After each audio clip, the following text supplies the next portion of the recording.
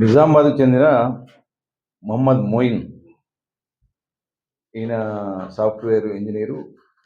తర్వాత ఇతని ఫ్రెండు అహ్మద్ హసన్. ఇతను మహమ్మదియా కాలనీ. తర్వాత మోయిజీ హష్మి కాలనీ. వీళ్ళిద్దరూ ఫ్రెండ్సు. వీళ్ళు ఇంకా కొంతమంది కలిసి ప్రజలను ఈజీగా మనీ సంపాదించాలనే ఉద్దేశంతో శ్రేమ్ ఎవర్ గ్రీన్ కన్స్ట్రక్షన్ ఒక కంపెనీ ఫ్లోట్ చేసి, ఆ కంపెనీకి ఇన్వెస్ట్మెంట్ పేరు మీద, అంటే ఎలాంటి డిపాజిట్లు స్వీకరించడానికి కూడా వాళ్ళకి ఎలాంటి అనుమతులు లేకన్నా కూడా వాళ్ళు డిపాజిట్ల పేర్ల మీద, ఇంట్రెస్ట్ పేరు మీద తీసుకొని దాదాపు ఇక్కడ 2022-23లో దాదాపు 125 మందిని చిట్ చేశారు. అందులో ఒక బాధితుడు హకీం అనే ఒక టీచరు, ఈయన ఇందల్వాయి లోలంలో ఒక టీచర్గా పనిచేస్తాడు. ఇతను వచ్చి మాకు కంప్లైంట్, ఇందల్వాయిలో పోలీస్ స్టేషన్లో కంప్లైంట్ ఇస్తే దీని మీద సిపిఆర్ ఆదేశాల మేరకు సిసిఎస్ దర్యాప్తు చేసింది. ఇతను డబ్బులు ఇంట్రెస్ట్ ఇస్తామని, లేకపోతే ట్రేడింగ్ చేస్తామని, క్రిప్టో కరెన్సీ చేస్తామని చెప్పేసి డబ్బులు వసూలు చేసిండు. దాదాపు 8.5 కోట్ల రూపాయలు. ఇది 8.5 కోట్లు కాకుండా ఇంకా కొంతమంది మా దృష్టికి రాని వాళ్ళు కూడా ఇంకా ఉంటారు. దాదాపు 10-15 కోట్ల రూపాయలు ఉంటాయి. సో అతన్ని నిన్న అరెస్ట్ చేయడం జరిగింది.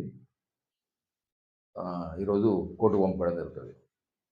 అయితే వీళ్ళ ఉద్దేశం ఏంటంటే మల్టీ లెవెల్ మార్కెటింగ్ అని ఒక కోట్రా ప్రాఫిట్ అనే ఒక యాప్ క్రియేట్ చేసి, ఆ యాప్ ద్వారా భారతదేశం మొత్తంలో చాలామందిని ఇన్వైట్ చేసి వాళ్ళకు లాభాలు ఇస్తామనే పేరు మీద తీసుకోవాలనేది ఒక ప్లాన్ చేశారు. దాదాపు యూపీలో కానీ, లేకపోతే ఢిల్లీలో కానీ మీటింగ్లు పెట్టి కొంతమందిని చేర్పించినట్టు కూడా తెలిసింది. దాని మీద ఇంకా పూర్తిగా సమాచారం ఎంక్వైరీ చేయాల్సి ఉంటుంది. ఇప్పుడు ప్రస్తుతానికైతే మనం ఈ కేసులో ఈ హకీం టీచరు ఇచ్చిన కేసు మీద దర్యాప్తు చేయడం జరిగింది. ఇతను 6 months అవుతుంది. ఇతని ఫ్లై ఇటు పోకుండా ట్రావెల్ బ్యాన్ చేయడం జరిగింది ఇంతకుముందే. తర్వాత అకౌంట్స్ కూడా సీజ్ చేయడం జరిగింది. ఫర్దర్గా దర్యాప్తు చేస్తాము. నేను రిక్వెస్ట్ చేస్తున్నా ఏంటంటే ఎక్కువ పైసలు ఇస్తాము క్రిప్టో కరెన్సీ, గోల్డ్ ట్రేడింగ్ మీద, లేకపోతే ఇంకేదన్నా కంపెనీ పేరు మీద ఇట్లా పైసలు ఇస్తాము, ఎక్కువ ఇస్తాను ఉన్నారంటే అది మోసం కిందికి లెక్క. మోసం చేసే వాళ్ళు మనల్ని లూర్ చేస్తున్నారు. సో ప్రజలను రిక్వెస్ట్ చేస్తున్నాము, అట్లాంటిది ఏమైనా ఉంటే తర్వాత ఈ మొయిజ్ ఖాన్ బాధితులు ఎవరైనా ఉంటే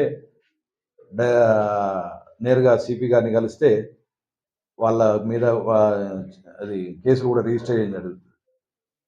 ఈ విషయం మీ పత్రికా మిత్రులకు కూడా ఏంటంటే ఎవరన్నా మీ దృష్టికి వస్తే కూడా మీరు మా దృష్టికి తీసుకొస్తే వాళ్ళ మీద లీగల్ యాక్షన్ ఇనిషియేట్ చేయడం జరుగుతుంది.